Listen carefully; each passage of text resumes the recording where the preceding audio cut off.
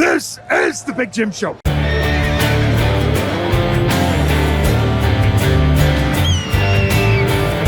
Right, on this episode, I'm joined by a former teammate of mine. 50 caps, Wills. Why are you for looking at me Scotland. like that? Because I'm happy. I'm happy that you got 50 caps. But you're making your way in, can you believe this, mainstream media, as well as social media, multiple social media channels, which we will talk about. A guy who is hated by the Irish, loathed by the English, but adored by the Fijians and a few Scots. It's the wonderful Ryan Wilson. What an intro. You You laughed when you said 50 caps, like... Happy. Because you Googled that just before I came in and were like, nah, no chance. I mate, it's knew 50. you got 50 caps because Gregor gave you your 50th because you were sat on 9. 40. Oh, I didn't know whether it was 47. No, stuck on 49. And then you got the 50th, and I smiled and laughed with endearment. Wills, I'm happy that you got 50 caps. How many did you get? 64? 63. Kelly Brown got 64. That's pretty good knowledge from me. That's great knowledge. How good is it to have you in the studio? Mate, this is it. You've made it. As you always says. What did you say to me? I was like your understudy. You were sort of you were trying to like sort of mentor me. The Master and Apprentice. Master and Apprentice. You said it, not me. You said it first. But, Did I? It feels weird, like headphones on and, mate, Spotify studio. It's a proper setup. So this studio here, just so you know, and the people watching and where do we look listening, if we're talking to camera? Do we talk to that one? We've got a wide shot here. We've got 2 on these because I'm building a studio at home at the minute. So I'm trying to work out different ways to do it because we've got a big studio which I normally record in. And how shit's travelling down to London. It's a nightmare. Well, you nearly didn't make it this morning. Nearly didn't make it. Glasgow Airport, absolutely queuing out the front doors because they've got the new machines and I'm buzzing about it. Don't have to take all your crap out. That's all. Yeah. How good. Great. But then they've only got 2 of them for everyone. And I don't know why. There was about 1 million people in the airport. But I made it. I'm here. I'm on the Big Jim Show. Well, the travelling is the bane of our lives, as you know, and you're still in the hustle. Whilst we speak about it, Can I just eat you do whatever you want. oranges? You eat whatever you want. You drink whatever you want. How close do you want me to this mic as well? Wherever you're comfortable. Really? Yeah, so you can. Because I went on another shit podcast at the beginning of the week, you know about, and they were like, "Can you just put your mouth right into?" And I was like, "Jesus, they're relax." all good podcasts. There's loads of content out there. I only went in there to sort of try and suss out, right, what sponsors have they got? How do we get them? How do we go in there and steal them? And just kept name dropping. Maul or nothing. There's no Maul or nothing out this week, your podcast. No, it's out. It went out yesterday. Oh, did it? Yeah, just a bit hectic, mate. Tell me about this then. So you're finding your feet in this world. Just leave the orange peel on there. You're finding your feet on this side of the fence. You still want to play? Or is that gone? It's drifting away. It's starting to drift away. What have I been... Last season was my actual first season out. Sorry, I haven't eaten. You wouldn't let me get a bacon roll on the way out. It's not good for me. Last season was my first proper season out, and then obviously got this season, and I was desperate to carry on. But the more my body is like just turning into a melted wheelie bin, it's hideous. I've just got no drive. Don't want to go to the gym. The only gym I was doing was going to David Lloyd and going to Blaze classes with 23 other women. Me in there, pissing with sweat, like ridiculous, pathetic almost. Yeah, that when you start to see the nick of you go down, or try and jump on the old watt bike and do a 10k, and it's ticking over. Mate, I struggled to get it under 15 minutes the other day, which is mad, isn't it? That's not very good. Well, you're in this proper hustle time, which I've been in. I know what it is. You can't find time to get to the gym. You don't find time to go. I don't know how people have a really busy job, go to the gym, do all that stuff. It's like trying. And the other thing is routine, right? Everyone talks about having a routine is really important. With what we do, you probably getting it down a little bit better than I've got it at the moment. I'm in the first 2 years of this. Mate, there's no way of finding a routine. It's the travel. That's the thing. And how many flights you been on this week? So we're recording on Thursday. It's going out Friday. Fifth flight. And I was in that hustle, like fly in and travel when you're big men, which we are. I'm bigger than you, but you're still a big man. It's an uncomfortable position to be in. Big man. Big man. Big man. But so yeah, you ask if I still want to carry on playing. Do you know what? Because about you know this. I think you know this. About 3-4 months ago, I went down to Narbonne on holiday. Went down to Bezier. I went to Gary's house. You still got the keys to the house? I've still got the You keys still to got that the keys and his to the Land house. Rover. I've never been to the house, though, or driven the car. My best mate, Joe Mack, Jim's his old man. So Jim's got the keys to his old man's house from, what was that, a Lions tour 4 years ago? Yeah, he gave me them, the one in 2017, yeah. Oh my God! So Gave me the even keys. He said, you can use the house in Perpignan. Is it Perpignan or it's Narbonne? Bezier. Is it Bezier? Because that's where I was meant to go. I pretty much signed. I was meant to come on your podcast, remember? We were going to announce it. And we were going to announce it. It was all hunky-dory. Flew back, medical joker, and it just it unravelled. 10 snapped his ACL. They were like, we have a problem. We will come back to it in 2 weeks. So I sat 2 weeks, house packed up, kids not going to school, thinking, right, when am I going to Bezier? You know what I mean? Like a one-bedroom flat and a car, but I was in. I was all in. I was like, this is it, the move to France. And then that fell through, got into the TV. But around 4 months ago, I was down at Joe's house and we went to a restaurant in Narbonne. And there's like a big meat market. And one of the old Narbonne players has this a steak restaurant. And it's like a butcher's. And he shouts out, le boeuf. And they launch a steak across and he slaps it on the grill. It's pretty cool. Anyway, Gary introduced me to him. I said, Ryan used to play rugby. I said, wait. Said Trebon. Le 50 caps, Poikos. And he got chatting to him. And then Tony Hill, do you remember that name? No. He was the bagman at Oz, and he was the president at Narbonne. He comes in, Aussie bloke, get chatting. He said, you still fancy playing? I was like, yeah, and I'm still pretty fit, doing everything. Right, well, great, because we've got Lepetti Tamani was meant to sign. We've had a problem with his visa. You're in. Speak to the president. So, mate, So the kit man's trying to put together a deal for you? the kit man was putting it together. That's how desperate I am. So there was all this started going, and I was speaking to the owners of Narbonne, and I was like, "This is going to be amazing." And again, didn't really know what it was going to be. And then about 2 weeks later, it all just fizzled out again. I think Lepetti Tamani ended up signing, and also the owner looked at me on Wikipedia and was like, "Mate, he's lucky to be over 100 kilos now, and that is not what we need in Pro D2. We need a big Tongan ball carrier, and we've got Wilson that's 100 kilos soaking wet, and probably double the money." As well. No, I was willing to go for cheap. I was just desperate. When you're down there, you're south of France, the sun's out, the kids are happy, they're playing outside, and you go, if I could have this, I'll take it. And then someone sort of dangles that carrot. But I'm very impulsive like that. Oh, yes, you are. But why would you want to do that when everything else seems to be going Because I get bored so I know you quick. get bored. So out of all the things you're doing, which is the one that you're most enjoying? So let's go through them, and we can name drop them. So you're doing More or Nothing with Max Laheath. Yeah.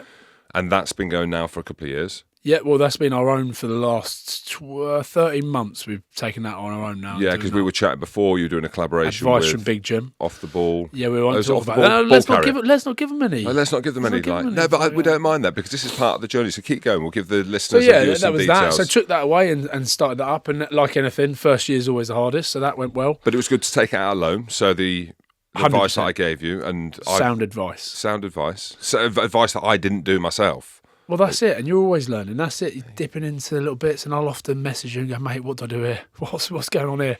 Why is this person not replying? Oh, he just doesn't know how to use emails. And you've helped me out with stuff like that. So the podcast is ticking over nicely. We could always do more, but I don't have enough time. The TV stuff's going well. Premier Sport. Really well. You're really good at that. And I've enjoyed that. Like I genuinely enjoy that. The only times I get a bit bored is when they tell me to stand still and do it normally. You know what I mean? And serious. Yeah. I can switch. I can do the serious stuff. I think I can put across the point I want to put across or what people want to hear in my own way, I think. Well, that's why people have fallen in love with you. I don't know. Yeah, let's not go too far. Not everyone. The not Scots, everyone. Certainly not everyone. Not everyone. But with that there, and that was the advice that David Flatman gave me because I used to watch him hosting and doing his thing. I was like, fucking hell, he's so good. Yeah. And I said, like, how do you do it? And he said, you just got to be yourself. And when you're yourself and you're your authentic self, then they either love you or they don't. And if they don't, then what can you do? That's who you are. And that's when I watch you on TV and it's chaos, I'm laughing because I'm like, I know him. That is him. Mate, that Edinburgh clip. Oh, the Zebra. Sorry, Zebra. I say Edinburgh because Edinburgh lost against Zebra. They go up on the Wall of Shame. Do you remember the Wall of Shame? Did you ever see that? No. Mate, this is... Sorry, we're going to go in so many Yeah, times. let's People go. listen, they'll be like, "What? Hold on a minute." We're not even going to talk about rugby to the end because you've already done that this week and we can give our take on the We can give our take on England-Scotland that. game, which people might want. Stay in the fight, people. You will hear the inside scoop on the rugby. But, mate, Zebra, because obviously they never really win any games, and I love how Italian rugby's going, and Benetton are obviously paving the way, but Zebre haven't had many wins, have they? There's a wall in their changing room as you walk down the tunnel, at Zebre Parma, and it's from all the teams they've beaten, and it's like a wall for games they've won, which is, if any other team, there would be millions of pictures up there because they've had loads of wins. So it was called we used to call it the Wall of Shame. If you were up there, and Edinburgh were on there when we were Glasgow players, we used to think it was really funny. We were like, never be on the Wall of Shame. My first game I captained for Glasgow was against Zebre, and all the way there, mate, Rory Lamont, people like that, Barks playing, they're like, mate, imagine if we lose and you're the captain that leads us onto the Wall of Shame. The pressure, mate, more pressure than playing in front of 80,000 people at Stade de France, but never been on there. And now they're starting to pick up a few scoops on the road at Zebre, and they beat Ulster 3 weeks ago, and then they went to Edinburgh, and fair play to them, they won, they did a good job, but they dragged me into the celebrations. I didn't willingly go. I also got eye gouged. Did you see that on the clip? Would have been an Argentinian. I don't know who it was. I think it was an inside joke, because I swear to God, every time I used to play against the Italians, they'd always eye gouge me. Always. There was always fingers in my eyes. But yeah, I think it might have been an inside joke, but they pulled me into the celebrations, and that would get most people in trouble, wouldn't it? Because obviously the Edinburgh boys are there. They've just lost against Zebre at home. It's the first time ever. I mean, the Zebre players had never won away at Edinburgh. And I'm getting dragged in, like, giving the old back to the studio, like, as I get sucked into this sort of melee of Italian men. Oh, lovely. So, yeah, but I think a lot of other presenters would get in trouble for that, wouldn't they? Whereas I don't really care. Well, Premier have given you a platform to be yourself. Yeah, and true. The media's shifting in that way now. Like, we're seeing everyone speaking about how bad ITV's been or how bad BBC was, and you've seen they freshen up their talent. ITV are doing it as well. TNT have clearly done it, and this whole content and podcast and access and all of these things, like rugby needs a freshen up. So you're a breath of fresh air with that, and this is the thing with the media, right? And there's loads of different parts to it, right? So you've got the podcast, you've got alternative media, which is probably the space that I'm operating in. Then you've got the mainstream media, which is like your written press. No one reads it anymore. Let's be honest. Yeah, the people that. Not the people that matter, because I don't want to discredit journos and stuff like that. But someone sent me an article from Ireland about Munster and Leinster and the divide between, whatever it is, like a big piece on that. And I was like, they sent me, I couldn't read it. I was like, it's behind a paywall. Like, I don't know how I'm meant to access it. But now you've got the podcast stuff, but you've got the mainstream media, and you're operating across everything. And I imagine seeing which one sticks. But I always think this, right? Just because you might be great in front of camera, which you are, and charismatic and interviewing, I'm probably better in that space as well, doesn't mean that you're a good commentator. And then they send you up to comms and you go and commentate, and it's a very different skill. Yeah. And that's where they need to get it right. So I suppose that where rugby is at the minute, where you are in your career, I'm maybe a bit further down the road of knowing what I want to do, what I'm comfortable, and where I'm at my best. But at some point, mate, you're going to have to choose. Well, maybe you don't. Maybe that's why Premier Sports was good for me as well, because I cut my teeth on that. And at the beginning, you know what it's like. They get you doing absolutely everything. You're doing the press before, you're doing the walk and talks, you're doing the interviews with the players, you're running up to comms, you're coming back down. Then you go and do something with TNT and it's slightly less. You're only doing one or the other. So for me, it was good. I got the opportunity to do loads of stuff, find out actually what I enjoyed doing. The thing where I go and walk and talk and do all the Wilson's Roman stuff, whatever they call it, that's probably one of my favourite bits. Yeah. And because it's live, so I think there's a bit more pressure. There's more like, because when things are a bit too easy, you get a bit bored of it. And with that, it's like, and usually I fucked up, haven't I? I properly fucked up. Remember when what Charlie Hills? Congratulations on the win. Mate. Fuck! First round, Champions Cup, Bath versus La Rochelle. La Rochelle win, and I've congratulated the Bath captain on a big win. But it went viral on social media, so there was a win. That's it. What's it all about? And I actually joked to the guys at Premier Sport. They're like, "Oh, great, well done." And I'm like, "Well, got you a bit of headlines there, so you're welcome." But that, for me, I enjoy that bit. The only thing that gets me in trouble is I've still got this connection with the players. So when they talk to me, they feel like they're just chatting like me and you are now. So they swear, always swear. And I'm like, please, just stop swearing on TV, because it's getting me in trouble, I think. Isn't it crazy that you can't swear on TV? And this always, apologies for that, or stuff comes through the ref mic. Yeah, you could be in the car with the kids listening to the radio. Oh, yeah, so and so's throat was slashed, or someone's been done for sexual assault, and there's all these things going on in the news. Oh, but you can't say fuck or shit. Yeah, that is people message and email the rugby pod all the time. Oh, the language is really bad. Do they? All the time. We're just like, we better check more on Nothing's emails. I don't think we got an email address. I feel like swearing sometimes can be like there's an endearment to it, and it's there's definitely a time and place. You're enhancing the experience and the emotion. Yeah, like Ronan O'Gara. Around, of course. Well, if he didn't swear, it wouldn't feel as powerful. But it's like you're a cunt. In Ireland, that means you're a good lad. Like you're a good human being. You're always a good cunt. A good cunt.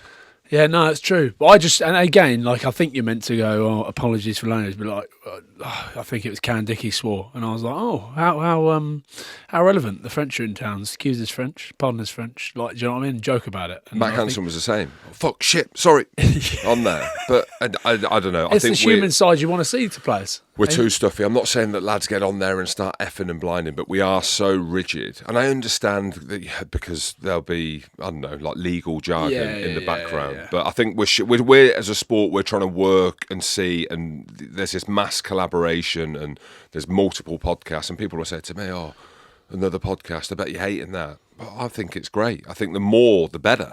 That's what I genuinely think. I'm not someone who's like, well, no, that's shit, or they can't be doing that, or Wilson's on GBR this week, so I can't have him on my show. I think it's other sports do that. I don't want to keep referencing the sport. And you'll be surprised about how, like, all the fans that listen to All or Nothing, we joked about it. We were like, oh, I went in there to sort of infiltrate, try and steal some stuff, and we obviously try and drive the algorithm, comment, make sure you like and subscribe and comment, all that crap. And we said, why do you prefer ours over theirs? And the amount of people that come into the comments saying, no, we love watching both to get a bit of a take on all of it. So yeah, everyone has their bit. Some people's tastes are different, but I think it's good. So yeah, the whole the TV stuff, Jim, going back to it, has been good. I've enjoyed it, but I just can get bored very quick. I need to be doing something different all the time. And then obviously the golf channel, Scrum to Scratch, which has been in the works for a while. It's 10 months ago I took up golf. Never really played. You don't play, do you? No. Why don't you play? Why don't I play golf? Have you ever played it? Never played. I just don't like it. Do they have golf courses in Coventry? No. I've got you and the Covskins at a golf day. How would that go down? But the funny thing is, so golf, there's no golf courses in Cov. I bet there is. Well, not that we know. I wouldn't be able to name one. The Covskins, they go fishing, right? To basically the canals. Yeah. All the stocked ponds, yeah. But they're not allowed to keep the fish. They're not allowed to keep the fish. Well, you don't want to keep out the canals, but yeah, they're stocked. I don't understand why they go fishing. So they'll go fishing all day. No, I'm with you. Flicking on their phone, they'll fish, and then that's a good fish. I like it. Put it back. I like a bit of fishing. Me and Cole Forbes, who's killing it, by the way, at the Blues at the moment under Big Vern, your mate. But when we had a hangover, we'd go up to the stock pond out the back of like where I am in Bearsden, go up there and just throw a line out, and lie down on the bench and fall asleep and just wait to catch. And what would be coming on? We'd get little bits of like brown trout, little bits of brown trout and bits and bobs, like Cole clubbing a fish. We could keep it. You were allowed to take three home. So so you can keep the fish. Yeah. Did you cook it? Yeah, we did. Yeah, put it on the barbecue. So therefore, fishing would be enjoyable. Okay. But I also get the point of fishing and throwing them back. So, how did we get to fishing from golf? So asking me if I play golf, I don't. I've got no patience to do it. I've actually got loads of time on my hands, and that's one thing I'm looking at now. Have you? I have, yeah. I've just found a balance now and a calmness and a peace in what I'm doing. We're going to go for a bit of grub after, aren't we? Yeah. You can just give off some of that wisdom to me. You have. I need it, mate. I need some time. Well, at some point you need time, and you have to see what shit will stick and double down on that. Because I think if you're doing loads of everything, then you can't do the thing that you really want to do really well. And part of that is letting other things go. Like I dropped off from Premier. I don't work at the weekends, and that's a big thing. At the Six Nations, I'll work at the weekends. That's nice. But I'll have a Friday, Saturday, Sunday off now, like in season. But how long have you been out for? 7 years. Yeah, so I'd hope to think in 7 years, in 5 years' time, I'm going to be Even no, not in 5 years' time. I'm not doing this for another 5 years. Because it does. I mean, I look at pictures 5 years ago, and I had a thyroid issue and all of these things or whatever. But I look better now than I did then because I couldn't train properly. I was on the road. The stress, because it is stressful. People talk about sport and loyalty in sport. When you retire from rugby, or I don't know what other sports are like, there ain't anyone there. There's no. Do you know one. and also all the people that said they were going to be there.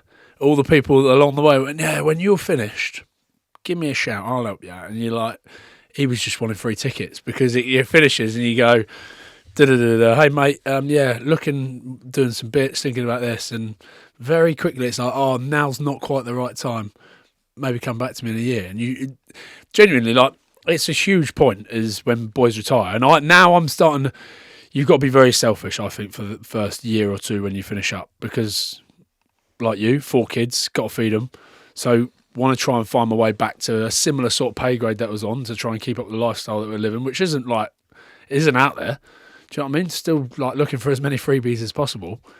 But for me, there's a serious thing to in probably 6 months' time when I have found my feet a little bit more to go back and go, right, how do you... Because you remember when you're playing, everyone used to come and go, right, make sure you've got a plan for after.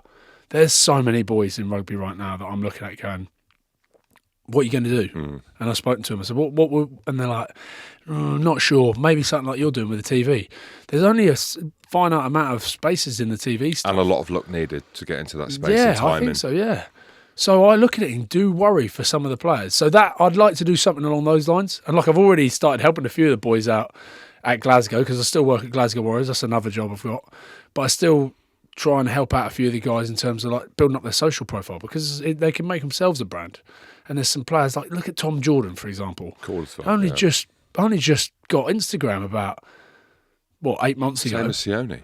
It's exactly the same as Nons. And I'm like, boys, you should be hammering that, absolutely hammering it, because not only does it get your face out there, brand out there, you can promote yourself on it, but that's where we're moving. That's where the world's moving, isn't it? With TikTok and social media and all that sort of stuff. So, like people like that, Tom Jordan, handsome motherfucker, isn't he? Yeah. I've actually got a good video of him in Budgie Smugglers. I filmed something for a sauna company that we got some discount at Glasgow for a sauna for the boys.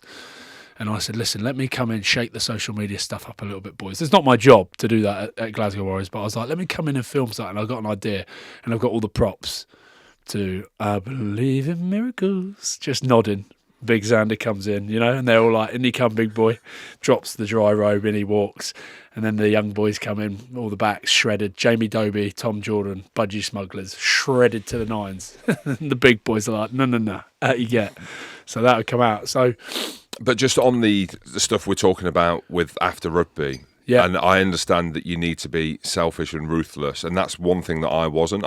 Even now, I'm probably, and it's my character. I'm happy to give a ladder, and be like, this is the way, like, come with us. But I have more recently been a bit more closed off with giving loads of info, not loads of info, like for yourself or Barks or Kelly or whoever it is, like my close mates who I've played with. I'm happy to share information and whatever, but I have seen a few wolves out there. Oh, there's some snakes out there. Snakes, whatever you want to call it. But I understand it as well. Like I do get it as well. But I think I was maybe just I didn't see that. And I was like, I'm happy with what I'm doing, but then you start seeing a few. But that's life, right? That there is a part of that, and that's. It's amazing how many people don't want you to succeed as well. I get the feeling. See, with the golf thing, I'm all in on it. That's the one thing I'm really loving at the moment. Scrum to scratch, going for it, trying to do it as much as I can. We've got some really cool guests lined up. But when you sort of get that inkling, there's a few people out there that just like almost don't like. They're like, oh, a bit jealous of that. I hope it doesn't go well. That's a human instinct, though. Yeah, but that's mental, isn't it? And with these things, like people don't realise the amount of work that goes into setting up a social media platform and then actually going week on week, just get better week on week. Yeah. And the amount of effort and reaching out to guests, and you'll be reaching out to the venue, the videographer, and then the edit, and then the publishing and everything that goes with it. It's like a business. And for those people that don't want it to succeed, they're clearly not happy, or there's a jealousy around that. That's it. What it is. There's definitely a jealousy thing. But I would say for as many players that are in the game right now, start doing bits like that now. Why didn't I do that whilst I was playing? When your profile's at your highest. Why didn't I do this? I look and go, shit. And whilst you're in it, getting paid all right money that's ticking you over, you can't see past the hills. You're like, no, I'm all right at the moment. I'll be okay. And I knew, they used to call me Del Boy. I knew I'd make something work, and I've always got a few bits on the go. So I was pretty confident I'd make something work. But there's a few players that I worry about. I go, you need to start doing something now and start building whilst the profile's there. So. Yeah, you've got to enjoy it as well. And that's where, last night we had a live show at Flatiron Square. Mate, you ain't stopped, have you? We haven't stopped, but I will tell you no this. wonder you don't work at the weekends. But the thing is with that, I'm making sure that I'm enjoying it. So Goody will have 15 pints. Week one, or game, the week one of the Six Nations, the first few games, we counted he had 45 pints in the week. I know that you like to have a drink and kind of mix business and pleasure. I can't do that. So I've now resigned to the fact where I'm happy to go to a live show. I'll have one beer, or I won't have any now. Guinness Zero. I like Guinness Zero. You can't eat gluten free, aren't you? No, it's not. No, it's gluten. Oh, that's not cool. That's not rock and roll. Don't say that. Sorry, cut that out. But with that, I'd rather just not. I'd understand the need, but before the pressure was there. Whereas I want to wake up in the morning and be like, that was a good show. It actually weren't a great show last night. It weren't. Just, a few things. I just weren't on foot. Just one of those. Just weren't. I wanted it to be an 8 or 9 out of 10, and it was probably a 6 or a 7, and the audience was a bit like too laddish. And Scotland are in town, didn't they? So anyway, so I want to enjoy what I'm doing. So that was another point where I was like, I'm doing all this stuff. It's going well, financially earning and doing all of these things, but I'm not enjoying. I felt stressed, whereas I consciously made the decision. Right, I'm going to enjoy it. This is great. You're doing live shows. Yeah, we're going to Miami and Cayman. We're going to do a show in New York. Cayman Islands. Be wicked. But if you're in that constant state of stress and chasing, like we're joking on the rugby pod, watching Goody run round the Allianz Stadium with his ankle fused. How does he do it, mate? He's a freak of nature in all sense and purpose. I've never seen anything like it. But you can tell by like the motor, the gaff, the nannies that he likes cash. And that's what he likes. He likes cash, and he's unapologetic about it. But with this one here, right, my view of him changed after the first England home game against France, right? So he's got all this cash dripping off him. He's done 5 or 6 gigs, ankles fucked, swollen, fused. The view of him, I'm stood there at Allianz Stadium. He's driving off in his Range Rover, and there's fireworks going off in the stadium in the background. I'm just like, that a boy. He's not even there for the game. He is not even there for kickoff. And then he'll watch it back and then talk about it. I know, that's it. But that's him, and he's happy. He's unapologetic about it. He'll do the live shows. He'll get smashed. Whereas I can't do that. I would rather do the live show, get up in the morning. I mean, it sounds like it ain't rock and roll. Train, have a coffee. I've seen your post the other day. What was it? Health and wealth is life. Health and wealth is stress and not stress. And no, I just said about training is foundation to a happy life, basically. Mate, I'm with you. Why didn't you like it or retweet it then? I'm with you. When I seen the coals and I saw the coals in the sauna. Is that in the house? That's in the house sauna. Great, best investment I've ever made. Oh yeah, well, you probably invested money. Barks got his for free, of course. Bit of social content. I'm with you. I completely agree. But I'm in this rat race at the moment where I'm like trying to make enough money because suddenly June and July creeps up. There's not much going on. We'll get onto that. I'm actually going to be playing again. We're going to talk about that in a second. But it's like this. I'm trying to make enough money to keep things going that I just don't find time to train. And Bex, my wife, she's like, you need to go to the gym. You've got to go and do something. Not because I look that bad underneath all these clothes, but because like up top, it sorts you out, doesn't it? But I go to David Lloyd and I sit. I do 5-10 minutes in the gym and I just look across at the sauna and the spa and I'm like, surely that does the same. Surely just sitting in the sauna is exactly the same. So it does, but the fitness side of things. I'm not being a nose here. This is me. No, I'm with you, mate. I know wisdom. So the watt bike, and Beck will be like, "Why are you doing that on the watt bike? Like, why don't you just do like something a bit slower, a bit casual? You're getting old, Jim. 42. We don't want the heart to fucking go." And I'm like, because the watt bike, we used to use that apparatus. We used to use that.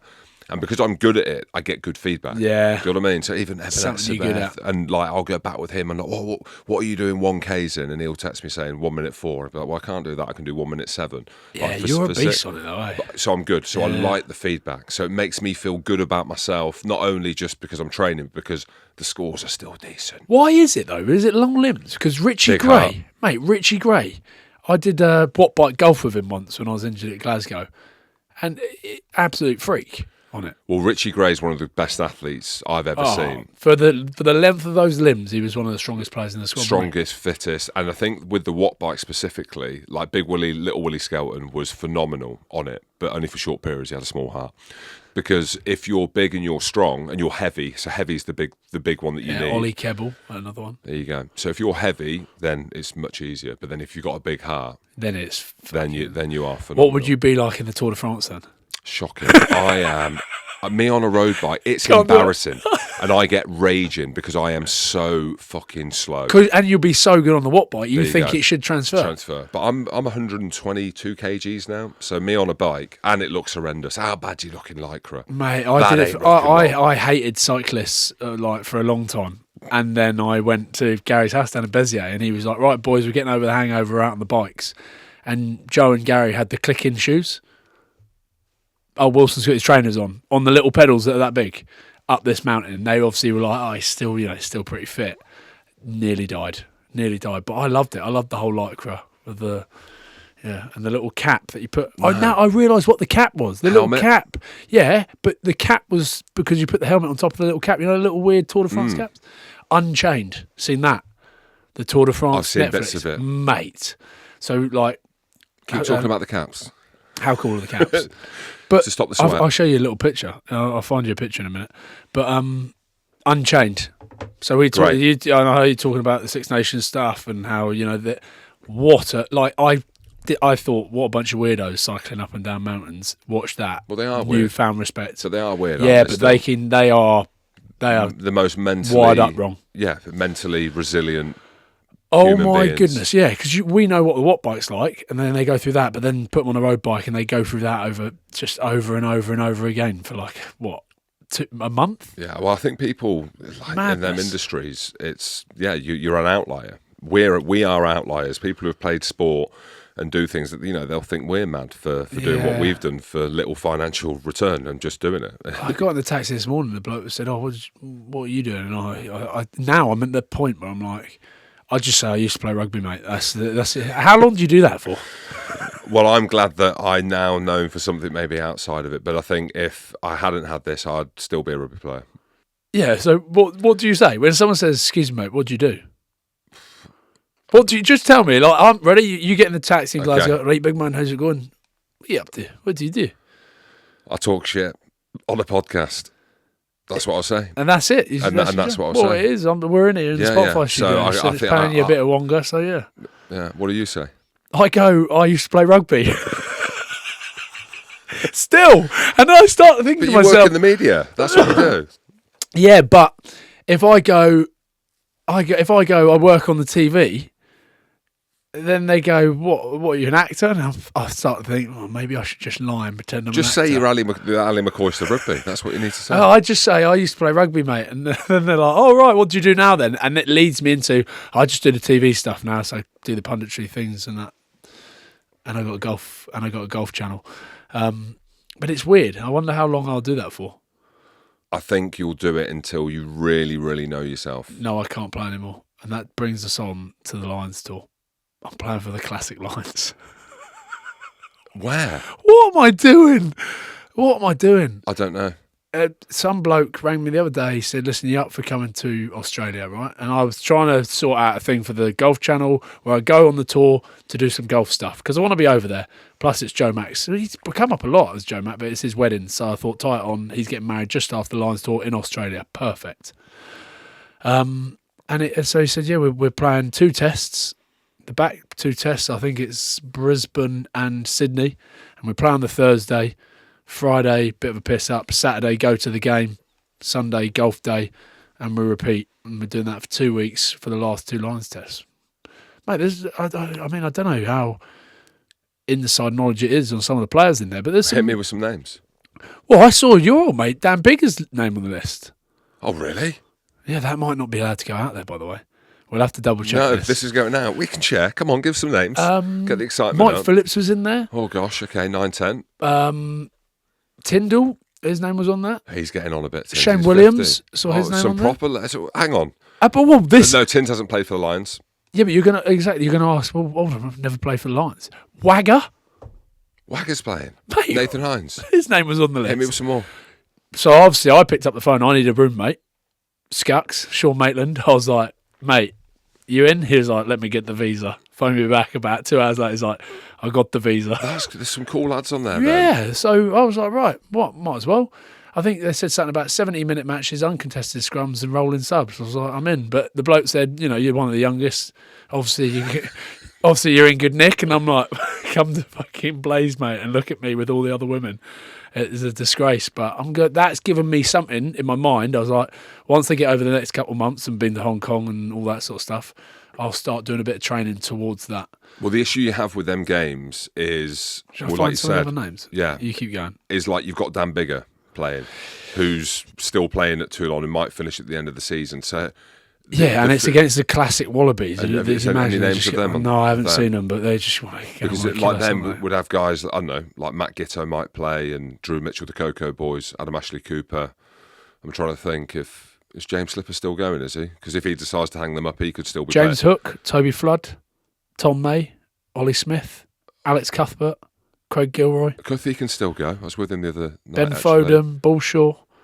So there's a mix then. Because I hope some of I'm them not have going been to get a myself in long-term- trouble, by the way. But yeah, but I want to Mate, go on the tour. Mate, it's not the Lions tour. You're not giving away inside information. But also, I thought you had to be a Lion, so I was like, I just want to clear this up with you, pal. I've should never have played. been, could have been. Shoulda, woulda, coulda. I said, I've never played for the Lions, you know that. And he was like, no, that's fine. We just need some Scots. So, mate, do you remember?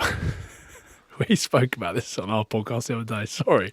I'm just making this my own now. But no, it's you. What about when they used to come in before the Lions tour and Do all the headshots. they'd do that, and you'd have to put on all the gear and you'd try and you'd be like, and just that little bit of you in your brains. I was saying this to the boys the other day because we had Hugh Jones on the other day. And I was like, have they been in? And he went, yeah. And he was real coy about it because no one wants to sort of say, we tried on the shirts. It's and terror. Stuff. But I was like, you put all the shirts and they bring all the stuff in, don't they? Shoot measurements. And this is stuff people don't know behind the scenes. They're dangling. They are dangling Mate. the biggest of carrots. And then you go back to the bedroom, you're like, well, if I really knuckle down, maybe don't get on the piss after every Six Nations game, I might just make it. We would die with laughter. I always found that really hard, that I wasn't as good as the best. And it wasn't necessarily like the Paul O'Connells of the world. It was in the group that I was in. So I just really found it difficult. So with Richie Gray when we played, and he was like the rock star, and he was a much better athlete than me, but it used to break me that he was like seen as the great white hope and he was going on the Lions tour ahead of me. And he was better than me, so it wasn't me, but just the feeling of like inferiority, of the feeling of being inferior I did really, it made me angry, yeah. Because I wanted to be, but I knew that I didn't have the physical attributes. I was batting way above the capabilities. I was operating at 120%. Because a lot of these good players, or the best players in the world, there is a natural athletic attribute to them, a kind of a different mindset, which is above anyone else of the norm that's in a rugby team. Like a Johnny Wilkinson might not have been the very best athlete, but his mindset was the very, very best that there could be. Dan Bigger would be the same, and he would say the same. He wasn't an amazing athlete, but everything else that he did around it. Whereas I'm not saying that I had that, but it did. Like being at Sarries, when Maratoji and George Cruz were there, and I was playing all the games, and then it came to the semis and finals, and they said to me, look, we need you to get us to the semi and final, and then you get the call for the semi and be like, Jim, you're not in. And would that drive you mad? I'd be fuming. Yeah. Just because, but I deep down I knew, so I was probably more annoyed with myself and the low twitch fibre genes I was given. Yeah, see, I actually was pretty powerful, unbelievably. Hang on, pretty powerful or unbelievable? Mate, Powerful, or unbelievable that you were pretty powerful. It's unbelievable that I was pretty powerful. Okay. Because I had a quick 10 metres to do the gates. I was up there with the backs. I used to run like a 159, which hardly any of the backs could make. But I used to know ways around cheating it. And that's how I saw the sort of rugby. I found ways to sort of cheat. You're a good player. And I think that what happens is when you do a podcast, so when I was doing the podcast, you struggle to get taken seriously, or when you're doing a podcast and you're telling all the stories. Yeah, you build up this. You don't get 50 caps playing for Scotland, right, if you were shite. Yeah. Or if you were average, or if you were good. You have to be a very good player to get 50 caps. I know there's a self-deprecation around it. Mate, you were quick. You were world-class in the line-out. Yeah, shithousery was the number one part of your game. That's where I think, that was my favourite. You need that though. Look at Vinnie Jones when he played football for Wimbledon. Do you reckon that's gone from rugby? The shithousery. It's a different way. Yeah. Different way. James Lowe's very good at it. Yeah, love it. Like I say, I love seeing it as well. A lot of Kiwis as well. Yeah. There's a few Kiwis that have got that. And you need it. I think in Scotland there's a few boys that are a little bit like, I don't want to look like a... Whereas I didn't care. I did anything. I did absolutely anything I could to win the game. And I would say whatever I wanted to try and win the game. I genuinely think sometimes even stuff you say can get you a little upper edge. And I was almost proud of that. Like when I was speaking to Zeebs the other day and he was like, oh, mate, Rassie fucking despised you. And I was like, Rassie Erasmus knew who I was. And he's like, oh, he was like, fucking hell. He was like, we would like build team meetings around you and try and get them to bat it. Like he'd be like, when you get the opportunity, take him out. Like this was when we played against Munster because they built this rivalry up against Munster. And he used to say, right, go out and try and hurt him. And I was like, that made me slightly proud. Well, I had Keith Earls in the studio and he, quote unquote, said, we hate Glasgow. He didn't say your name, but I knew it was you. Okay, that's what he said. He said it was a hatred, and then he kind of calmed down a little bit and said, "Oh, there's a respect there. We respect what they do." But it was, I've never been in someone's company where I actually felt the hate for another team. I was like, he's an angry little man, though, isn't he? I'm thinking who at Glasgow. I was like, Wills. They ain't hate. He's not hating Hugh Jones, is he? He's not hating Ali Price when he was there. He's not hating Horny. He's not hating Xander Fagerson, is he? I don't know. Well, he's not hating Richie Gray. Richie Gray doesn't care, does he? But Rich does give a bit back as well. But but he does it in a really. No one can hear him so quiet. Yeah. But it's you. They hate you. Yeah, that's it. There was a lot around that, and again, it was something which you used to use when I was captain. I'd use that and I'd try and build it up. And you know me, outside of rugby, I was never serious about anything. I was never serious about training. I hated the gym, but when it came to a game, I could just switch. That's probably the thing I miss most. See, when you do all this sort of stuff, when you're chatting about, I start like going and trying to think, what do I miss? I think that's what I miss most. Which bit? Being able to just go into for 80 minutes, just switch into another person for 80 minutes and just go cross that white line, and for 80 minutes, just nothing matters. You just end yourself. And there must be something where you get that energy out where it makes you feel good, whereas the ADHD builds up in me now and I can't get it out. But that's the human instinct of doing something hard. And so that's what you miss. Yeah. I miss it, and that's why I train. So that to do something hard, and that's why you should train, because you have got ADHD. Clearly, we know to the hills and back. It could be self-diagnosed. It could be, but you don't want to medicate that. You just want to just let it come out. Yeah, well, whatever. It's a superpower, a super skill. But after sport, if you don't have that outlet, it must be chaos in your brain. Mate, it's taking you an hour to settle in it. I know. I wake up at 4:00 in the morning and I go for a piss. And I come back and I go, don't start thinking about things. And I start saying to it, don't switch your brain on. Don't let it switch on. And then I'm like, okay, start thinking about this. And let's just say you pick a subject, and I will start thinking about how that could then progress into a podcast, or I could start making money from it. And my brain starts going like that. And then I'm like, what are you doing? Stop. And that's where my brain goes constantly. See, with that you have to look at it differently now. And that's what I did. It's a gift, and that is your gift of creativity, because you are very creative, and what you've managed to do is because of your different mind. That's how you have to look Yeah, at it. So I if do. you're awake at 4 a.m. or you're scattying all over the place and you come into the studio and you're running around all the corners, that's who you are, and that's you have I just to wanted a embrace bacon that. roll, mate. You offered me jelly beans. Well, you've had a banana, you've had an orange, you've had coffee, coffee, wonky fruit. whatever. Mate, we have got a load of questions coming, so let's just work through them because... How long are we on here for? Because I genuinely would spend 4 hours doing this. I know. You know, like Joe Rogan. Yeah. Listen to his podcast. I'm like, how does he get away with having like 2.5 hour long This is podcasts? Joe Rogan. So good at Yeah. that. Some of them are... Some of the Fight Companion ones are 4 hours Like long. I could, like we spoke about. Sorry, you're going to get on to the question. Fuck's sake, Ryan, just shut up. For We 2 were minutes, talking but- about doing a podcast. Yeah. Do you remember what it was called? Yeah, talking pish.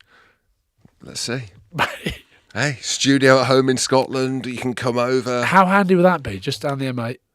It'd be great. Well, I was looking at that studio in Edinburgh, and it all had damp or asbestos or something. So it was Yeah, getting I kitted remember out, and you then we saying. did. But the thing is with podcasting, it's got to be the conversation back and forth. It's sometimes it can be transactional, and this is the big development that I've found is when you do a podcast. Like I've got questions there from the fans, but this is just for the crap. But normally I'd have the iPad closed, and I'd just be in the conversation.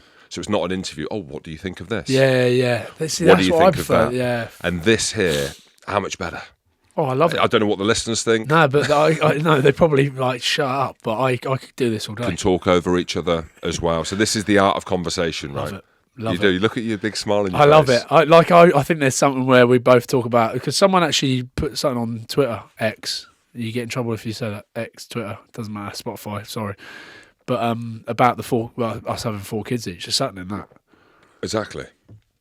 How hard is it having kids? Oh my sweet. I'd say out of anything I do, anything I've done in my life, the hardest thing I've ever done is Look after the children. I had all of them on my own. Bex was very, and I had them all on my own yesterday. Greg's for breakfast, McDonald's for lunch, Paisano pizza for dinner. They're fighting like molefoles by the end of the day. I was putting stuff on Instagram, and someone was, well, you've lost a kid. That's because Jax felt so ill because I let him eat whatever he wanted at McDonald's that he wanted to go home. So I had to drop him home. Bex like, what have you done to him? I said, I think he's eating too many burgers. Then we went to Paisano. Frank ate whole pizza, 3 years old, an adult's pizza.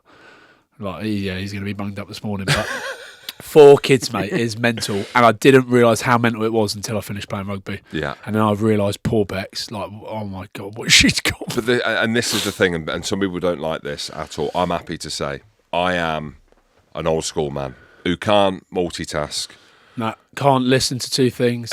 It's like, give me a job to do, and I'll do it to my best of my ability. And regardless, it will get done. It will get done my way.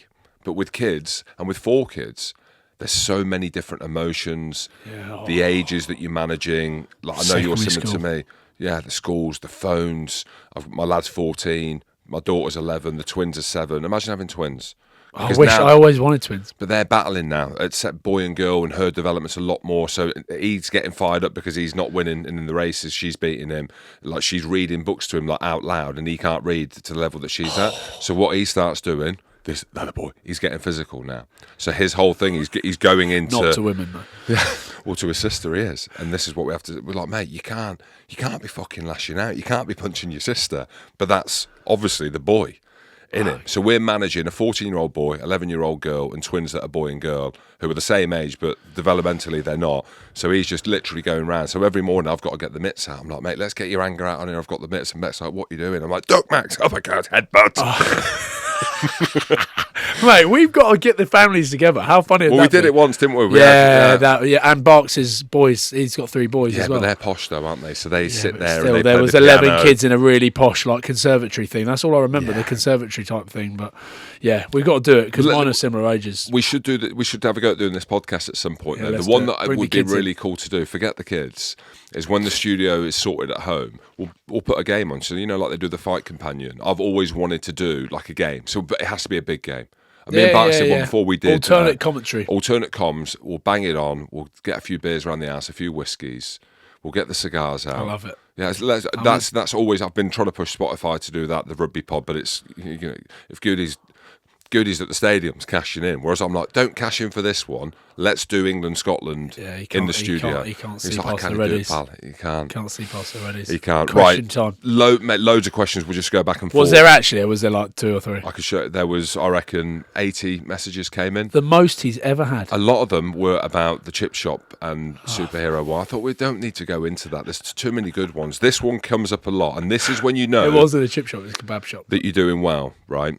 Is the hate starts to come in because what happens is when you start off, people who follow you and listen to you will like you, right? And then when you get to a decent enough level of audience, then the hate starts coming in, and that's part of life. So there was a bit of hate, not just for you, for me, on this question. Oh yeah, okay. Sorry, go on. Are we really Scottish? Oh, Which will come up all the time. Don't get annoyed with it. Let's go with it, and I'll feed a little bit, and there's an understanding with this because we both live in Scotland. Between us, we've got 113 caps for Scotland. quick maths. Quick maths. We have bled for Scotland. We love Scotland. I know you love Scotland. I love Scotland as well. But the one thing that people won't buy into is what? My accent. The accent. And the conversation lingers on, right? Because how do you define a true Scotsman? And that's the question, right? Because is it accent? Is it where you were of course born? it's not accent. Because there's people in Scotland that I think, you know, what is that accent? Like, you know what I mean? Out of Hebrides,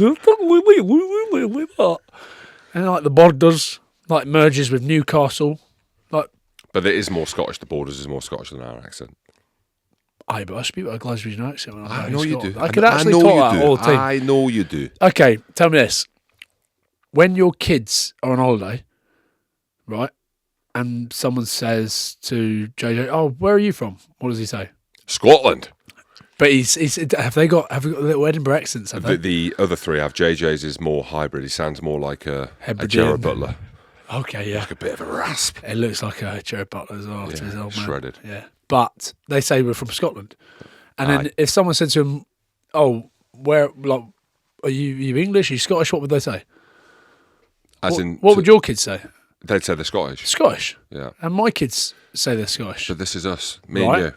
I know, but that's like where I start. My kids genuinely believe they're Scottish because they've lived in Scotland for their whole lives, right? So if anywhere we go, people think they're adopted as well. They think they're not my kids because we go on holiday and Ava's like, "Give a shot at that, da." And I'm like, "Oh my God, stop."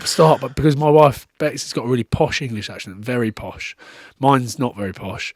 But people hear us, and you know when you're on holiday and you like when you're in the same place for fucking 14 nights and you start like going, "Oh, I wonder what the situation over there is." Everyone goes to us, "Oh, we thought they were adopted because they've all got Scottish accents." So my kids think they're Scottish, and they are Scottish because they've got less Scottish blood than me. But I'm half and half. My mum's Scottish, my dad is English. So I see myself as Scottish. I just can't help the accent. The accent is, I grew up, obviously moved up when I was 19, 20 to Scotland, and I've been there since. I'm 35 years old. So I'm almost getting on half my life in Scotland. You'll have lived half your life in Scotland, won't you? Maybe not quite half, no. But my dad was in the Queensland Highlanders. We travelled. My sister was born in Northern Ireland. I was actually born near Hereford, but I was registered in Swindon. So, I mean, I've never been to Swindon in my life, ever, at all. The kids were born in Oxford and Cheltenham as well. But it's an interesting conversation because it's more so now, especially with Scotland, they're getting a bit of heat. And we can talk about that with the project players. And I completely get that part of it. But I think life has moved in a much more international direction, especially for people in rugby where their parents travel. And this is always a conversation. There's two people that get infuriated when I say I'm more Scottish than them. So Alistair Strokosh was one.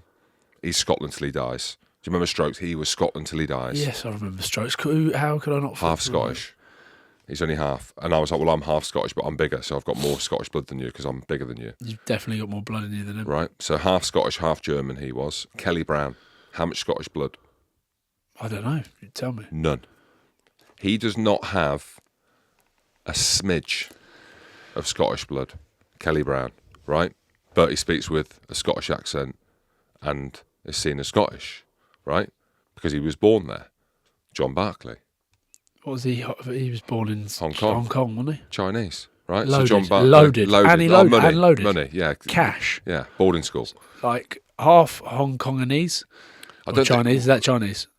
Because Wait, I don't know how it all lands now. and then I should half know. cash. Yeah. So John mum and dad is Scottish, but he's born in Hong Kong. So it's like, where were you born? And John's like, Hong Kong. Chinese. Well, he's not.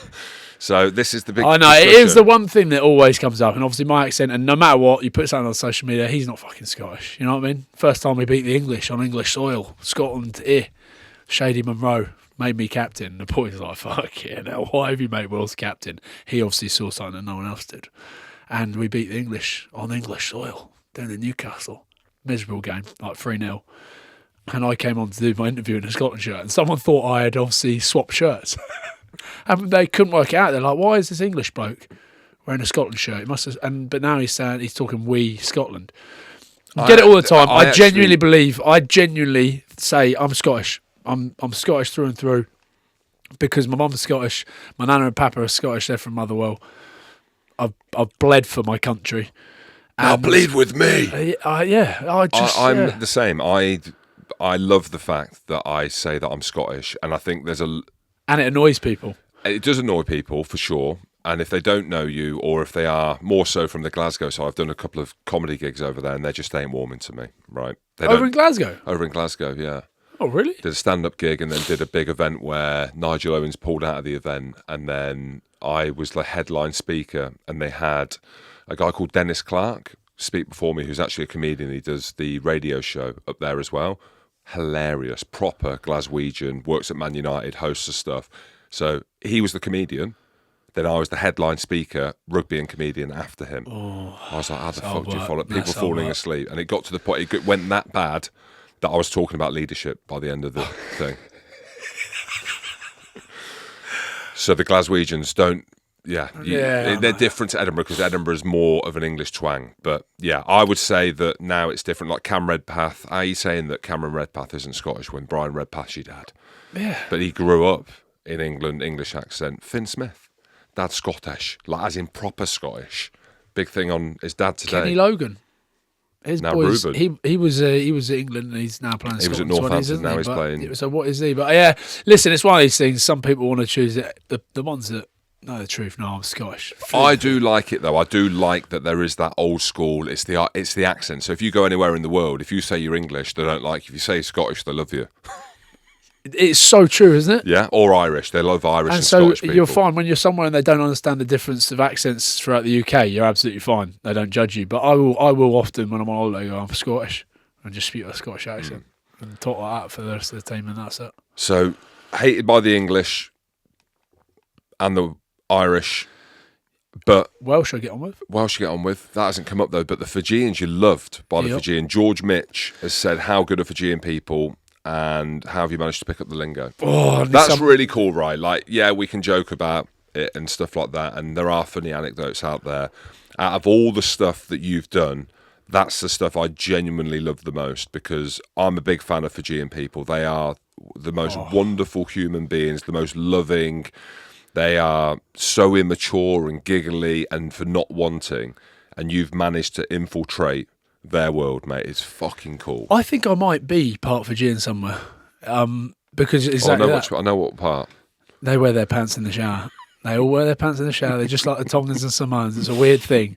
It's a sign of respect, apparently, is what they used to say. Is that what it is? Yeah. That was the excuse. Sign of respect. It's like, boys, come on, just show me. I remember I used to say to Nico, just show me it. It's fine. Like, just show me it. Like, no, baby, it's not. I was like, get it out now.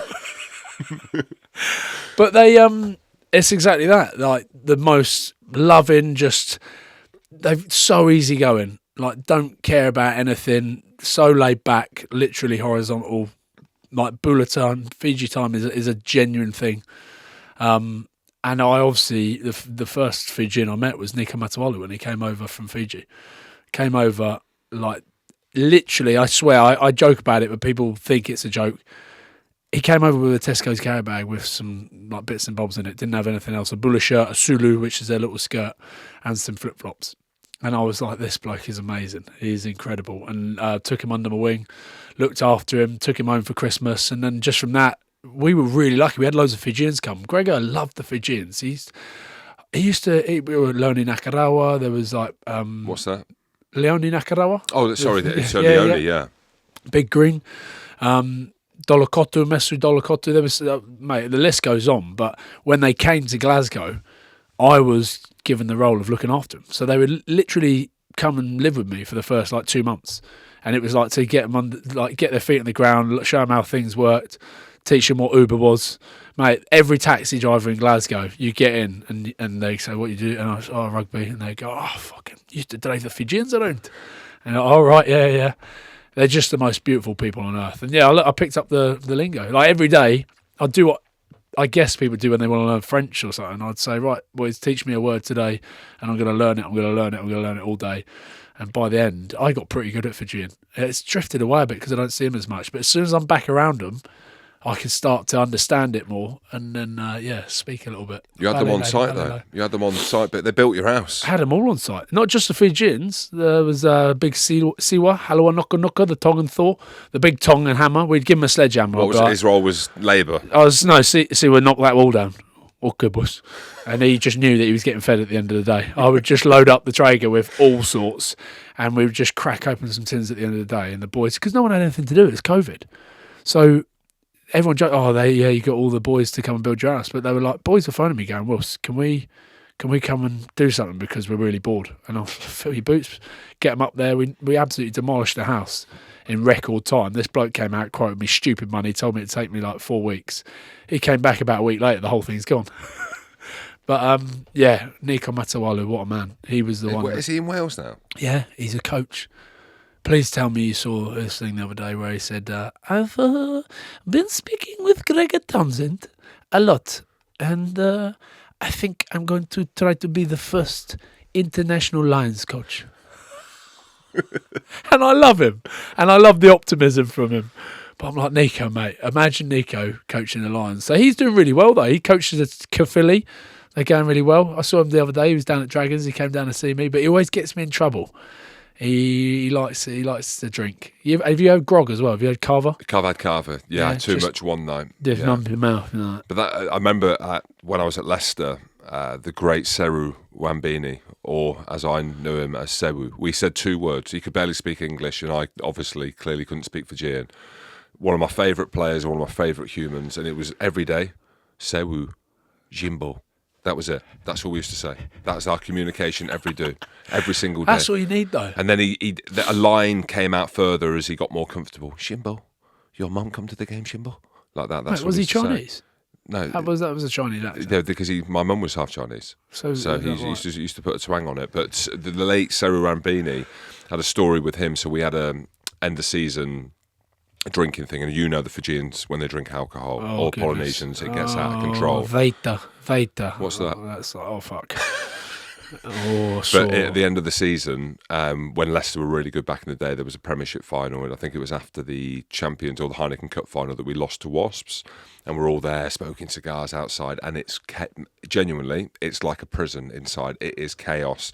Steven Seagal fight scene in the kitchen, the Tuolangis, so that Henry Tuolangi's on top of Sewu in the kitchen. Apparently, the violence is like something you've never seen. So I walk into the European lounge, and they're like, Jimbo, vice captain of Scotland, captain of the A team. Jim, can you sort Sewu out? Because me and Sewu did have a really good relationship. So I'm like, that's Sewu. And his face is all swollen. He ain't got his shoes on. His shirt's ripped off, and they are built like fucking men, right? And he's like, Shimbo. I'm like, Sewu, what happened, Sewu? And his face is swollen like that. Next thing, all the police turn up in the European lounge, and I go to grab Sewu to take him out, because I live next door to the stadium. As I've gone to hold his hand, he's obviously gone into this fight mode. He slapped me, big massive mitt straight round the face, and I grab him. I'm like, Sewu, like that. Next thing, both of us are getting CS gassed. Everyone's being CS gassed, but me and him, I ain't fucking flinching. So he's on the floor screaming. I'm like, that fucker, come on. Next thing, we're both in a cell for the night, and then the police were fine. We woke up the next day, and I'm literally sat in the cell. All I can hear is, The guy comes in and said, "Your mate Sewu, cannot wake him up." Then I turn up to the Mad Monday or Sunday or whatever it is, full jailbird outfit that I bought from the fancy dress shop. Sewu apparently asleep in the cell for 2 days. Couldn't Mate, wake that's him up. it. Well, they go on these binges. So from Christmas to New Year, Christmas to New Year, don't stop. They just drink and they have little cat naps here and there, and then they conk out. But They conk out. oh mate, they are.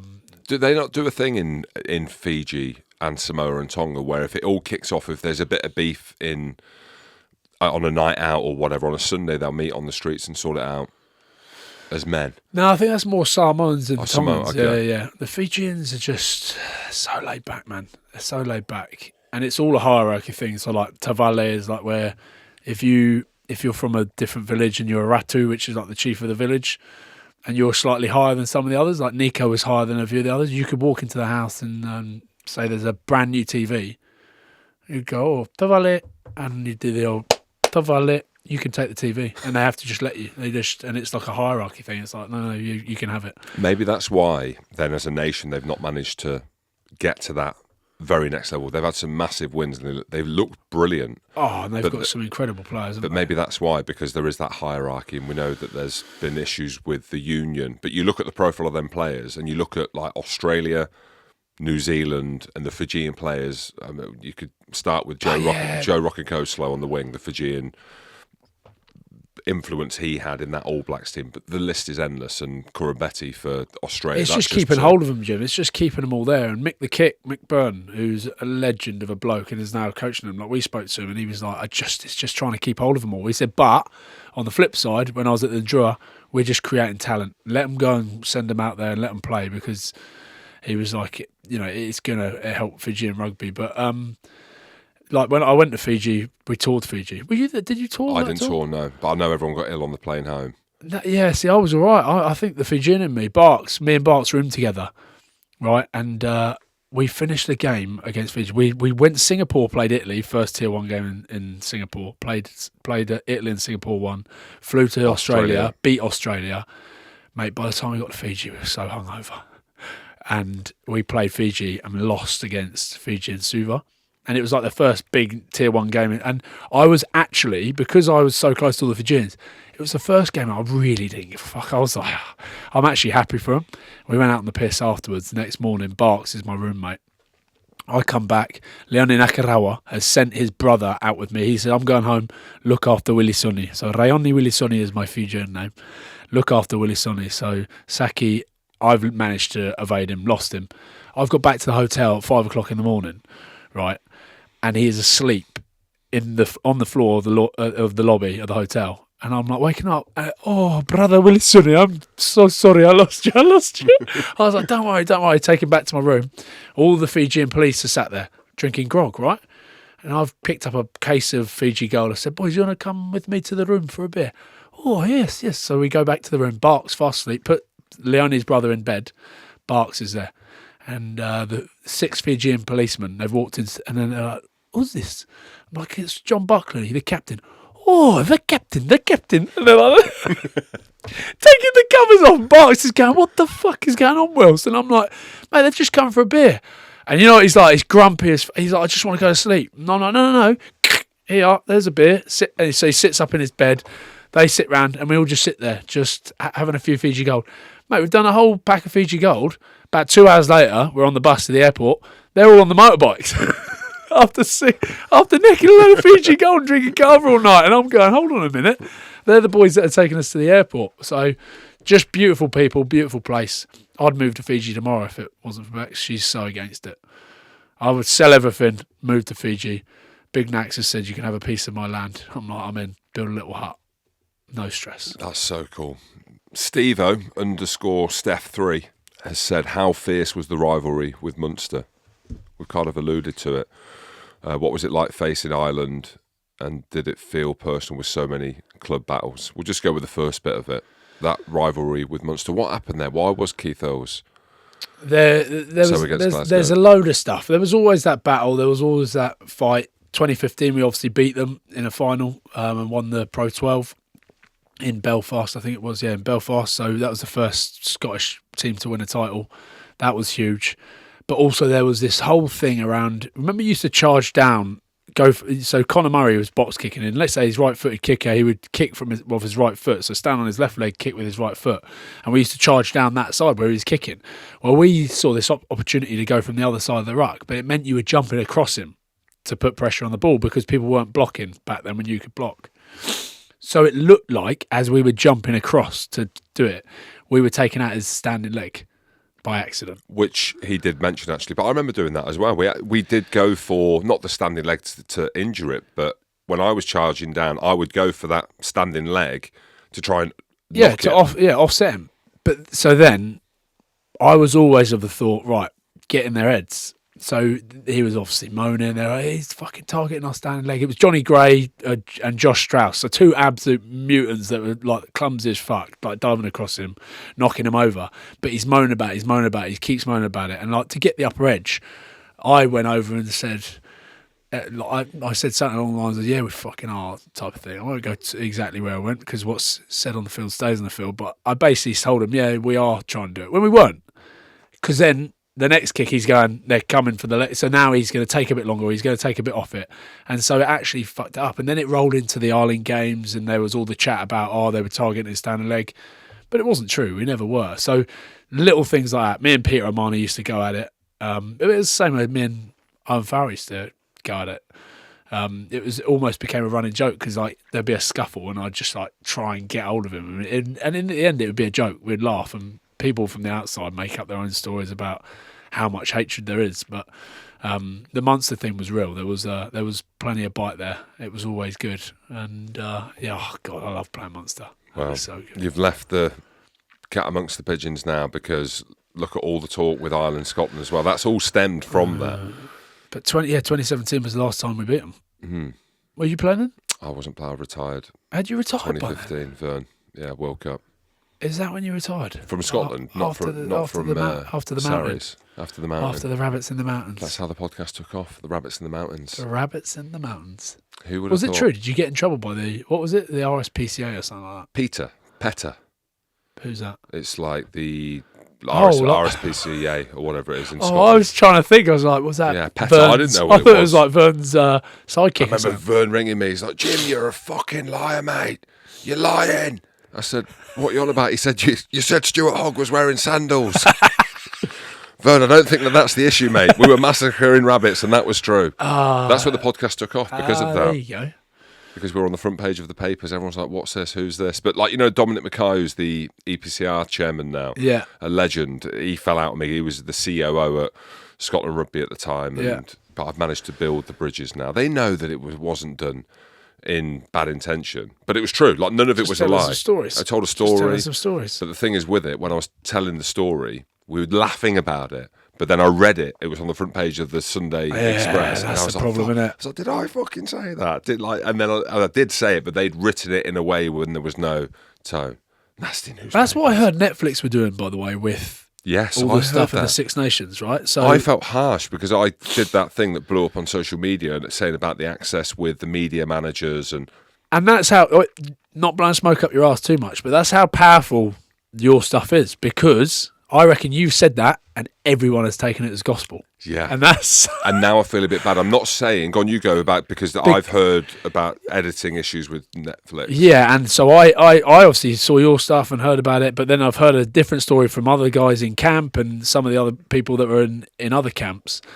And obviously you've got this picture that we've ruined the access, but actually Netflix were in there and they were filming for like an hour, for example, with Gregor, let's say, and then they would put in one bit and it was a make-up of all the words to say something he never said. So then they were going, oh, hold on a minute, you can't put that in there because he never actually said it. Like you've just said what you did in the paper, so they can make up stuff from that or take what they want from it. But they actually were editing stuff to make it something that he never actually said is what I've heard. So, I'd be very surprised with that, though. I have heard that. The media manager, Mike, at the SRU was chatting to me about it. And he was angry that I said that about the media manager, because he's great, actually. Mike Lamont. Yeah. Some of them aren't. Some of them don't give you access. It's not about me. This is about growing the game and all of these things. And I said them comments because I was frustrated with season 1. I thought it was embarrassing to the game. The way that it was narrated, the people that they had doing it, the lack of access, everything. It was just, and look, for me, I'm past. It doesn't affect me, but it affects the game. And then I haven't even seen season 2. I haven't watched it. I won't watch it.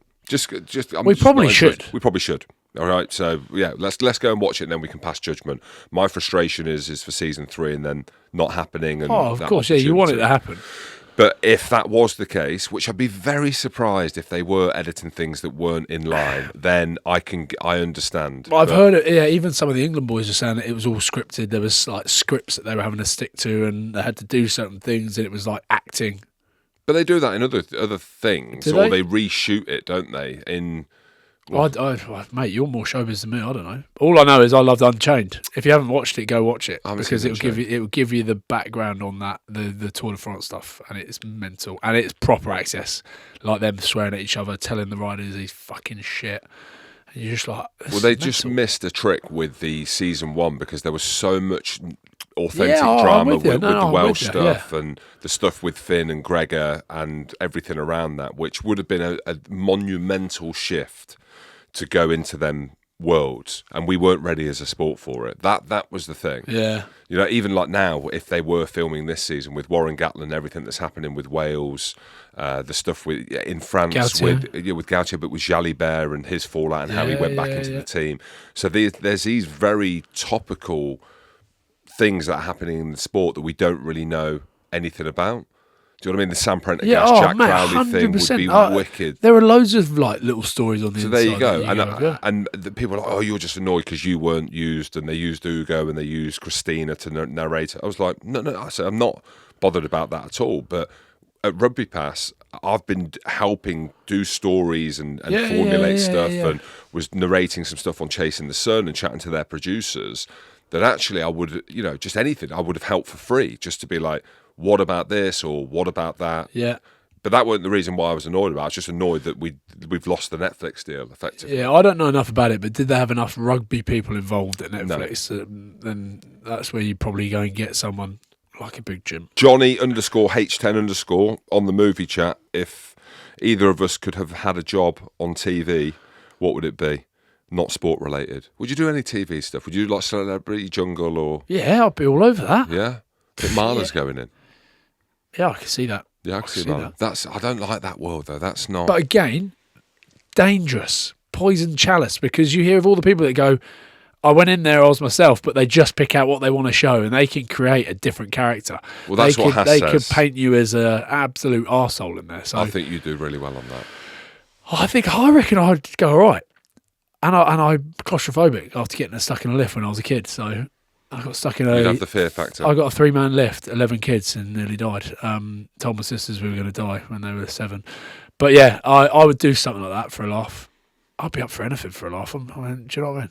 Anything else? I was chatting to Jason Fox about the SAS Who Dares Wins. Yeah, I could have had an opportunity to do piece that. Of piss. But that's what I said. I said, I reckon I could do that. And I'd love to do it because the military background, and I love the military and the training and stuff like that. And he's like, mate, you wouldn't be able to do it.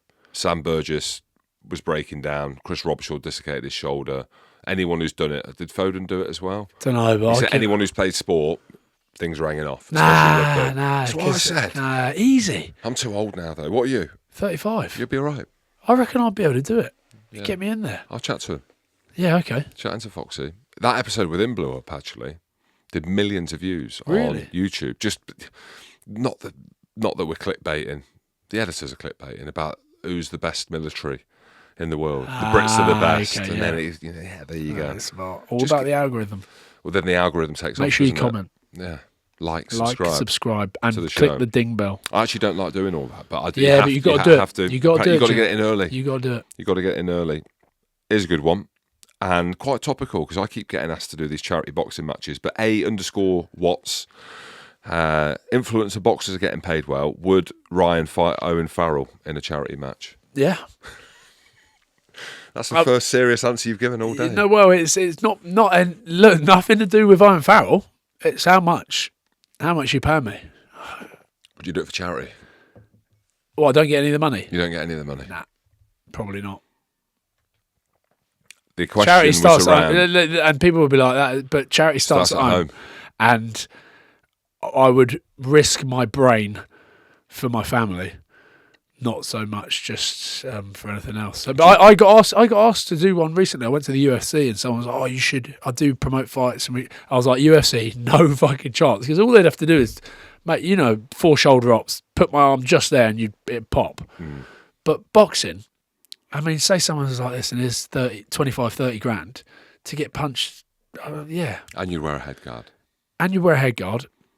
And again, what I'd do with stuff like this is I'd have to try and do it in a different way. I'd basically say I either go mental, train like mad, or don't train at all. Just go in and see what happens. Would you?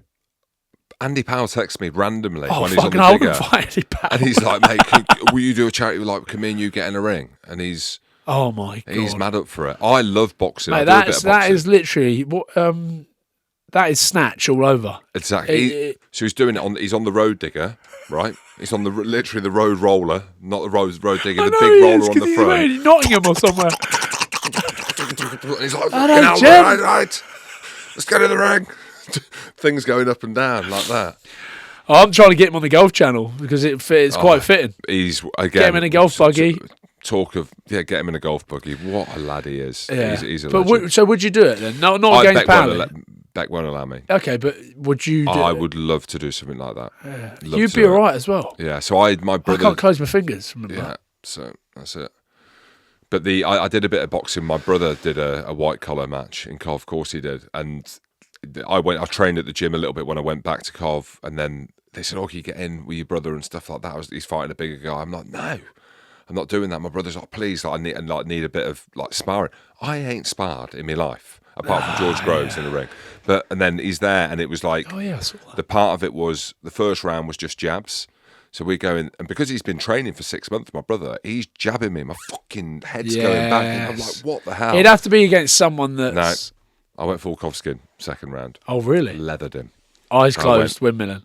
Mate, my lad's there, JJ's on the ropes. Stop. Sending videos to Beck. Beck's like, what the hell are you doing? That's your brother. That's your brother. Hey, I haven't got a brother, so I don't know what it's like, but I can imagine that's normal, isn't it? Yeah, not when. I mean, he's a lot younger than me. And Yeah, I've so he deserved destroyed it. him. Yeah, he won his fight though. But I got the bit between my teeth again. Yeah. Because I did like a scrap. Fight or flight. Fight or flight. That was it. Owen Farrell, would you beat him though? Probably not. So I picked on George Ford in the tunnel, but he came running after me. He's scary though, isn't he, Faz? It's his Nah, dad. It's he's his not. dad. I It's know his he's dad. not. It was only when I played against Sarries every time, and there he was. But we made up in the ship. We all made up in the ship afterwards. Sean Maitland and Duncan Taylor, Screech and Scux. I can't remember what it was after. I think it was after maybe they were on some sort of a social. It was after one of the Barbells games, and I was like, mate, and he was like, no, all good, like it's all good, it's all cool, baby. Faz he would never have said it's all cool, baby. No, I said it's all cool, baby. He was like, fucking don't know what you're talking about. Like, as if he's like played it down like he didn't know. No, I genuinely think that's. I had a few run-ins with him, and that's what it was. I don't think it was anything personal to anyone. I think it was he just hated everyone. Yeah, but I reckon we're good mates now. So some great days. You had better days than me playing for Scotland. What's your proudest? The proudest day for me in a rugby shirt. It obviously the obvious one is 2013. My first cap is obviously a huge one.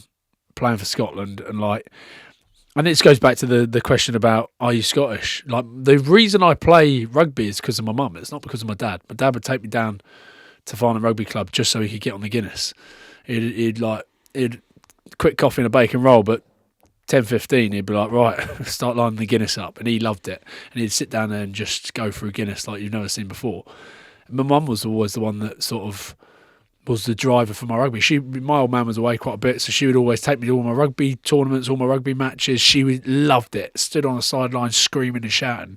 She was the genuine reason I play rugby. So and my mum's obviously from Scotland, always supported Scotland. Why have I gone into my mum's talking about Scotland? Because I think you genuinely wanted to talk about how good it was playing for Scotland and your reason why, maybe. And so that's where I was going. Sorry, yeah. So that then when I got my cap in 2013, like how proud it made her, my nana and papa, like was the main reason. So for that was pretty big. 2013, and then obviously 2015 winning the title with Glasgow. Like I know you've obviously done it with Sarries and stuff, but being a one club man at Glasgow Warriors, I would have really resented what was 13 years if I'd won nothing. And imagine if I didn't win that in 2015 and I finished up and then they won it the year after. I'd look back and go, fuck, I should have done something. And we had an awesome team at the time with the likes of Nakarawa and Finn Russell, etc. So, yeah, it was 2015 in a club jersey for Glasgow Warriors. Did you ever get emotional? Do you ever get emotional with all the chaos that goes on? Now do I, or did I back then? So either now when you reflect or back then. So when you sang the anthem or when you ran out? Oh, when I sang the anthem, I'd never get emotional about anything. I would never cry. But then I had kids. And when you have kids, things change. You watch like Marley and me on the plane. Well, I went on the plane after a few whiskies. You can't move. The plane makes you emotional. Yeah. Watching films on the plane. I think being on a plane is the true version of yourself because you can't move. What do they call that thing where you don't do anything? You just go the 12-hour flight to Dubai, whatever it is. Jamie Batty did it recently. It sounds like hotboxing. Have you heard of it? No. It's not. It's cold turkey. Oh God, what is it called? It'll come to me. What, where you just travel? You basically get on the flight to Dubai. I think Jamie Batty tried it. Yeah, Dubai's only 7 hours. Yeah, I know, but 7 hours, nothing. You just had to sit, and you're not allowed to do nothing else. Just your thoughts. I was like, what a weird thing to try and do. But actually, if you think, oh fucking, that messed me up. So what, mate? You must know the name of this. No, I don't. No, so you you don't put the TV on. Don't do anything. You're not allowed to do anything. You just look forward and you just have to. You can sleep though. I think you're allowed to fall asleep. Yeah. Just feels like it sometimes. You're just calling it raw dogging. Raw dogging. So why is ChatGPT telling me it's a hostage situation? I don't know. That's weird, isn't it? Because it's obviously you've got Pally with it. Yeah. That's fucking weird. That stuff is crazy. I know. I've been saying, "Hey, how are you today, mate?" And then it's like we've built a relationship up. But sorry, before we go on to that, raw dogging. That's what it's called, raw dogging, which is sort of like cold turkey and hotboxing. Raw dogging. That's a weird one, eh? Yeah. Right, Ryan. Thanks for coming on the show, mate. It's been a pleasure. We're going to do Talking Pish. We should do maybe one a month on the Big Jim Show. Let's Talking do it. Pish. Talking Pish. The Big Jim Show and Ryan. We can fit your name and in just somewhere. Get a topic somewhere. Just get a topic and just go after it. Do it. See, I told you it would feel right. Yeah, I know, but I was playing at the time, and yeah, just the timing wasn't right. Maybe the timing's right now. I like it. But a big thank you to all the listeners. Which camera should we look at? We're in the new studio. Big thank you to everyone. What do they need to do, Ryan? You told me you need to make sure you like and subscribe. Yeah. What's your show as well? Maybe just give us a few shout outs. So you got Maul and Brawl. For fuck's sake. So Jim named his aftershave, and what else is in it? Shampoo and stuff. Yeah, shampoo, moisturiser, beard oil. Healthcare products after it. He named it after our podcast called Maul or Nothing. But make sure you head over to Scrum to Scratch. That's the one. That's the one. That's the one that's going to take off. That's the one I'm going after. It's solely mine. It's what I'm putting all the effort into. We play with different guests. We've got Finn Russell coming up. We had Blair Kinghorn, played with the world's strongest men who you've had on here. Yeah, they're cool. Nathan Evans, St Phoenix. We've got some really cool people lined up. So I'm going after it. Scrum to Scratch. Scrum number 2, Scratch, YouTube, and it's the lot. The lot. Right, enjoy, everyone. Thank you very much. Big love. Another boy. You've been listening to The Big Jim Show. Big Jim Show.